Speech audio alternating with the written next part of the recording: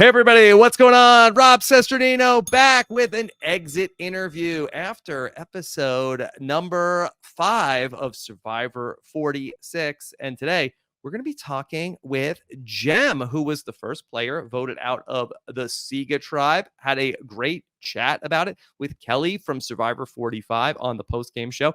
We will get into everything from her game with Jem here in just a couple of moments. And then if you're listening to the audio version of this podcast, we've got a Survivor history quiz. We're not going to be putting the logos in order, but Omer Zahir is going to be here with me to try to win $100 for the charity of his choice. Of course, we post those videos on our YouTube channel as well. And then here on Thursday, we've also got the Survivor Know-It-Alls coming up with Stephen Fishbach at a special later time, 4 o'clock. So be on the lookout for that. But let's go ahead and bring in my conversation with Jem. Hey, Jem. Good morning. Rob Cesternino. How are you doing? I'm doing great.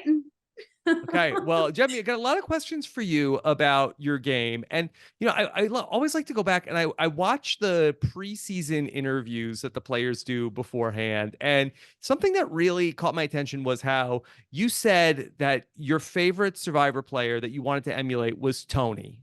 And you know what? Looking back, I think you did have some Tony in your game. Job.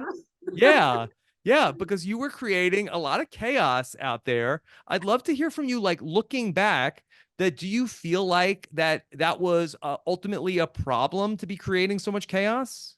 No, it was great. I was having fun. My tribe was boring as hell. I was tired of the Taylor Swift. I was tired of the Metallica. I was just tired of people just laying around and doing nothing. And I was like, you know what? If I have to hear Taylor Swift or Metallica one more time, I'm probably going to take myself out of the game. So let's do some damage. And Okay. I found that viewer advantage and I was like, what can I do with it? And I was like, okay, I'll replant it. But I had a follow up. Okay. I wanted to do a lot more with it. But the fact that we didn't lose, it kind of made my plans fizzled out. And so I wanted to because with the scroll came my box. And I was thinking whether I should put the box where I replanted it and have them find it and bring the box to camp. So that way it's easy for me because we'll have to lose regardless. And it'll be easy for me to go get the key from the original spot and open the box while they're still digging like the day that we lost for whatever else is going to be there.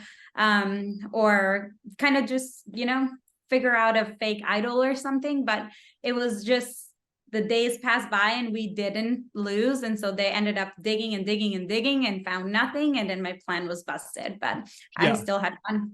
Did you have a person in mind that you wanted to put the sus on when you planted that beware advantage? I wanted to put it on Tim or Ben. Yeah. And well, we didn't see you ultimately throw their names out there. Were you just hoping? Because we heard Mariah ultimately say Tim's name. Were you doing stuff to try to make it seem like it was them also? I was just saying subtle things to Mariah. I was like, it's weird. It's like some people are just digging really hard. And then she was like, oh, it's like an idea.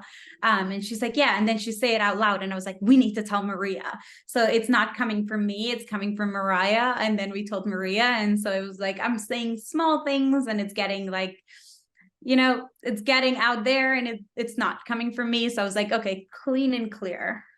Jem, I was really surprised that Maria ended up voting against you and voting to keep Ben. Was that a surprise to you too? Absolutely, 100%. I didn't think, not a single day in my life would have thought that my name was going to be in a parchment that early or in that episode. Because we've had Charlie's Angels established since the second day.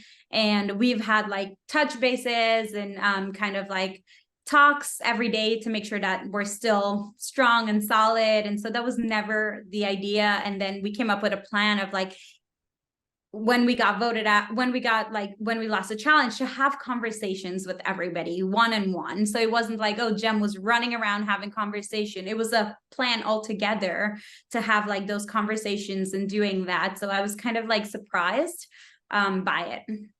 I know you've had a lot of time to think about this. Do you have any theories about why ultimately Maria and Charlie would vote against you?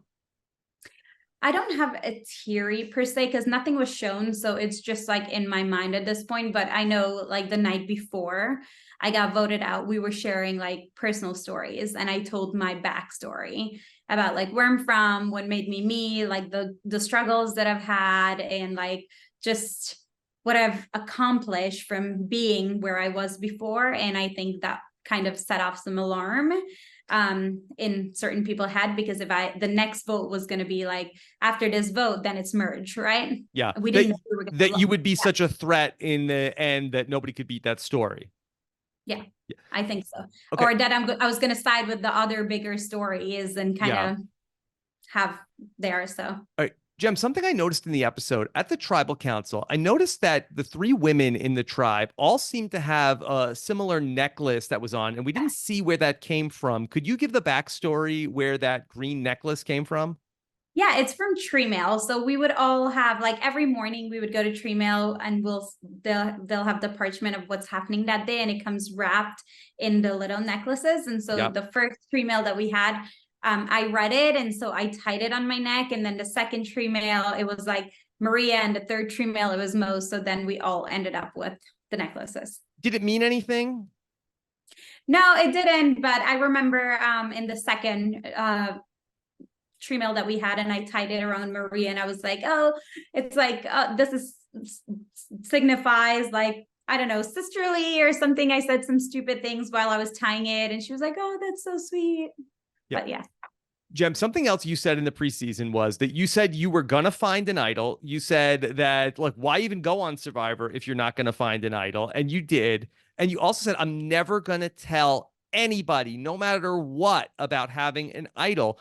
I do wonder, though, had you told Maria about the idol and maybe that you would use it for Siga in the future, do you think that that might have changed anything? I don't think it would. I think at that point, after I found it and I replanted the viewer advantage, I think that was it. I couldn't tell anybody about it because it would have backfired on me. They were getting bitten by ants like this big, so I couldn't do that. So no, in hindsight, like I still think some things are better kept to yourself, because my whole idea was to keep it for myself. We tell everybody everything when you're there. You're so vulnerable and out in the open, and it's good to have something that's just yours and that you're the only person who knows about it. So it makes it a lot sweeter. It would have been great if I played it for myself. I was kind of hoping that I'll keep it all the way to the end and sit in the final three and then whip it out and be like, I did that. But no, that didn't happen. Jem, what else can you tell us about life at Sega? We've seen so much of just like the camp life and the vibes, but was there more there to what was going on? Yeah, there was a lot more. I mean, from the day that we got there, like I realized that my tribe doesn't know a lot about anything jungle related. And I know from my interview, I said I wasn't going to be a provider because I grew up in that kind of place. And I was like, oh, I'm not going to be like Nasir, where he was the provider and he got voted out. Oh, I jinxed myself there, but I ended up becoming the provider. And so we had time where we were just like going out looking for food, and I'm telling them, oh, look there, we could eat that. Or it was just like very close, I guess. And when we were making the shelter, they were like, I don't know what to do. And they're like, Jem, you're the visual merchandiser. And I was like, yes, I'll help, without like the target on my bag that I know everything. I was like, yeah, visually, I think this would look good. And so it was just like small things like that. Or like when they were sleeping and there's bamboo and they have like this knuckle kind of thing, I macheted every single one of it out so they can sleep like flat. And so it was just like, I don't know, I shouldn't have done none of that. Jem, my son wanted me to ask you, will you ever be able to dance the salsa again? Actually, I was pretending to not know how to dance salsa. I know how to dance salsa. Look at I know you. bachata and merengue too. Yeah, I'm really good at dancing, but I was like, it's Maria's moment. She talked about how she is a salsa teacher. And that's why I was like, 1, 2, 3, stop. And that's like when Charlie was like doing his hip, I was like dying because I was like, I know for sure that's not how the Yeah. hip movement goes. And I was like, I'm about to die. Like, should I show Charlie how to move his hips? You can't. You can't. You can't give up your spot. Tell me a little bit more about that. Ben and Tim, you felt like there were people that you wanted to target. What were they doing that made them targets for you? So I just couldn't trust him. I couldn't have a read on him. I think when he's like stressed, he has like this crazy look in his eyes, and I just couldn't get past it. So every time, like on day like 2 or 3, we kind of had an alliance going, Tim and I, and we kind of pulled in Maria, but it was just like, let's just tell Tim we're in an alliance so he doesn't feel like he's at the bottom. And then like Maria and I never took it really serious. So we had kind of like something going on, but it wasn't like, I just couldn't get past not being able to trust him. So I didn't invest time into it. And then for Ben, I was a little annoyed with him, to be very honest, with like the singing and everything is like, we rock, and just like all these rock references. And I don't like rock music. I'm sorry, but I don't. And it like, I couldn't get past it. And then after every challenge, he would just come back and ask to lay down when I'm like searching for food and giving them food. And then one day I was like cutting the papayas, and he was like, could you bring it to me? And I was like, absolutely fucking not. And then Maria's like, I'll bring it to you. And then Maria like, take it. And he's just laying down. They at least show where he was like, I don't feel good. And Yeah. Charlie was like, let me go refill your, yeah, that was like, that drove me insane. That's why I wanted to throw That was a them out. lot, or that was it was starting to get to that point. No, it was a lot. Yeah. Okay.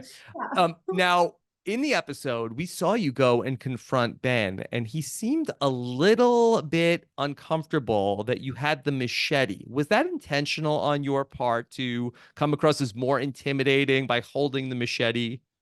No way. So the reason I had the machete is, if you look at the episode, I was by the tree. I was about to dig for the stuff.